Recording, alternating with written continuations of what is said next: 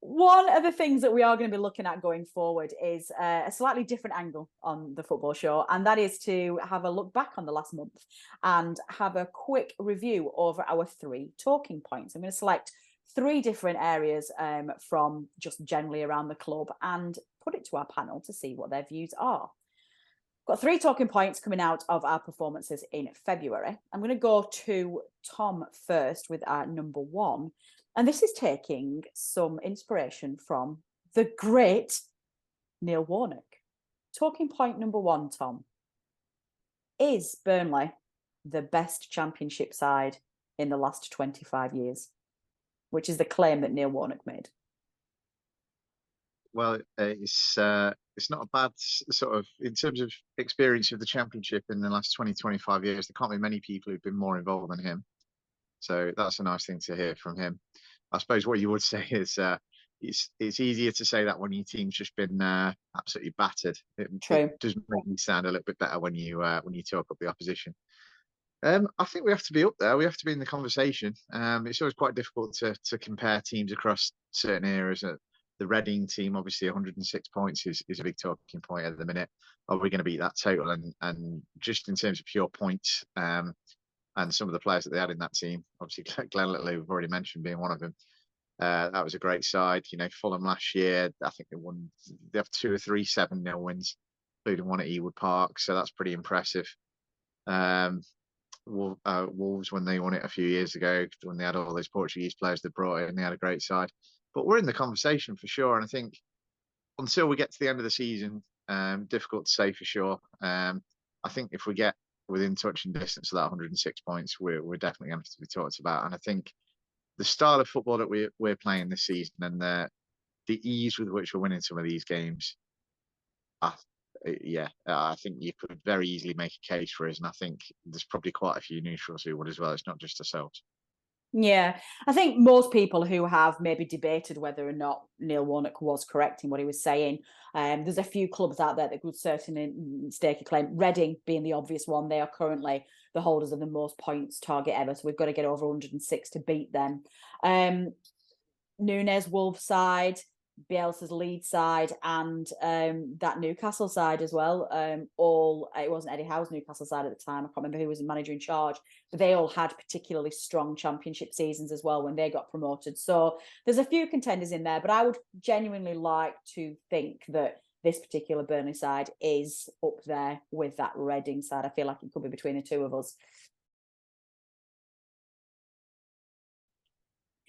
Talking point number 2 from February, there's only one of our panelists this evening that this could go to. Also taking inspiration from Neil Warnock and his post-Huddersfield press conference. He claims that we've got Ashley Barnes playing like Pele. So talking point number 2 to you, Charlotte. Who is better, Ashley Barnes or Pele? I absolutely knew what was coming then when you said there's only one person that that's going to. I thought, I know what comment we're going to be discussing here. Well, it's quite obviously Ashley Barnes, if I'm being completely honest. There's no debate. Anyone that says differently knows nothing about football, and I won't hear anything less. No, he's been fantastic, and he has been brilliant. And it's a funny comparison to make, isn't it? That's the type of guy that Warnock is. It's a funny thing to say, but I don't want the humour of it to take away from the fact that he has been fantastic, and he's an absolute pleasure to watch as well at the moment. And I can wax lyrical about Ashley Barnes all season, as you've already seen. Even when he wasn't playing that well, I was still saying he's the best player on the pitch. So when he's actually playing well and I actually have something to back it up, I could go on for hours and hours and hours. And you'd all have to sit here for ages and listen to me about, oh, you should have listened to what I was saying 5 months ago, But I think he's been absolutely brilliant, and it's a pleasure to see him really, really taking strides in this. And it could be quite seriously like his last really season where he's playing like that, where he has that kind of involvement, especially in our team as well. Even if they do give him a contract extension, I don't imagine it's going to be seen as much football. It might be to focus more on his coaching side. We know he's really interested in that part. So to be able to fly through this half of the season like he is, and it really, really commend him really for doing that. And he knows better than anyone that he's probably coming towards the end of his playing career at this type of level, and he knows that better than anyone. He can't let that stop him. He wants to go out with a bang for sure. Yeah, definitely. I think the most impressive thing for me is that I've never questioned Ashley Barnes' work rate. He's always given everything to the club and he's always worked incredibly hard.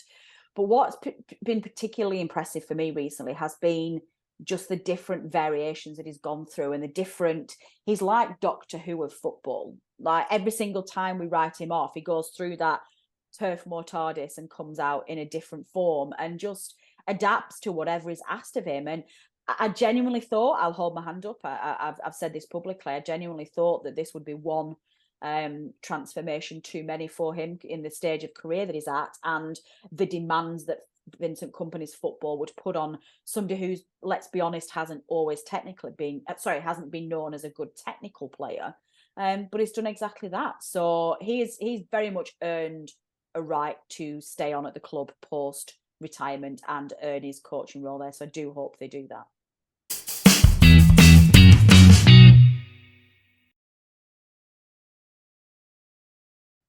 For sure. And final talking point from February, number 3. We are back to Tom with this one. Rumours are circulating over the national press that Burnley do in fact have a sale option for Jordan Beyer when his loan contract comes to an end, if we are promoted to the Premier League, an option to purchase at €3 million. So the talking point for you, Tom, have Burnley pulled off the heist of the century? Do you know, I was reading an interview with, I think is it Mönchengladbach he's on loan from? Yes. Their sporting director saying, you know, we'd like him back, but you know, we understand that he might leave. And he said if he does go, then the millions of pounds we'll get for him will soften the blow a little bit. So I was thinking, well, you know, a player like him, they must have put a big old clause in there. You know, it's gonna take a lot of money to prize him away. And then when I heard €3 million, I was just like, it's just unbelievable. Can't be, surely. The business we've done is, when you think, you know, we got 20 million for McNeil or whatever, in that context, that would just be a ludicrously good bit of business. If we could get him for 3 million, you know, if he wants to come, and yeah, it's it's quite staggering, really. Why they've only put that valuation on him, I don't know. He's such a good player, fits the system perfectly. He looks ready-made to step up to the Premier League, and that would just be an incredible start to the summer business if we can get him for that sort of price. You know, you'd be looking at selling him on for, you know, 5-10 times that, wouldn't you? So definitely. Yeah, unbelievable. I'd almost feel bad for Mönchengladbach. That's how much of a steal it would be.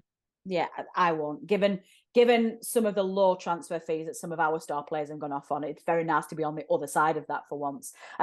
Forgive me, I know that I read that on Twitter, the heist comment, and in that same tweet, one of our Burnley fans had said that basically it should be the quickest money that Alan Pace ever spends, if that is a deal. So I'm really sorry, whoever it was who tweeted that. I would name check you if I could find it. So thank you for the inspirational text. The No Nay Never podcast is brought to you in association with the TalkSport Fan Network. Natalie Bromley is the host and editor, and the show is produced by Matt Moss. Our resident statistician is Dave Roberts, and our FPL expert is Adam Dennett. The Analysis Show team is collectively Tom Whittaker, Richard Steele, George Poole, Charlotte Rigby, Adam Dennett and Robbie Kopak. Our music is provided by George Gaskill, and our newsletter team is headed up by Jamie Smith. If you don't already, you can subscribe to our newsletter by visiting nonaynever.substack.com. Our thanks as ever go to our partners TalkSport. We are as ever proud to be part of the TalkSport Fan Network. No Nay Never Podcast.